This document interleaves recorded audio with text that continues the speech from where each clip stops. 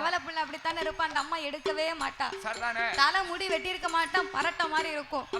வருஷத்துக்கு ஒரு மொட்டை போடுவாங்க, அதோட சரி. அதான் முத்தாரம்மன் நேத்திய கடம். இப்ப உள்ள நாகரிகம் வந்து அப்ப கிடையாது பாருங்க.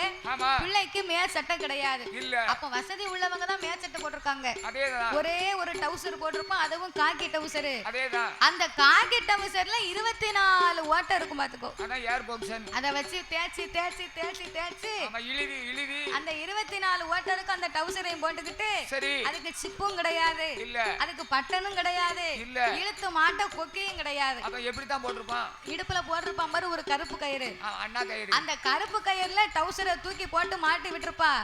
டவுசர் பிள்ளைக்கு இங்க இருக்கும். ஆமா, நெஞ்சுக்கிட்டே இருக்கும். ஆமா, சரி. அந்த டவுசரையும் போட்டுக்கிட்டு போட்டு இந்த பிள்ளை முன்னால மூக்க பாத்தியோ என்ன ஆகும்? சளி பிடிச்சு முன்னால மூக்கு 11 வடியும். ஆமா, அவ என்னிவான் தெரியுமா? என்ன? சுவால கஞ்சி ஒரு குடி குடிப்பா.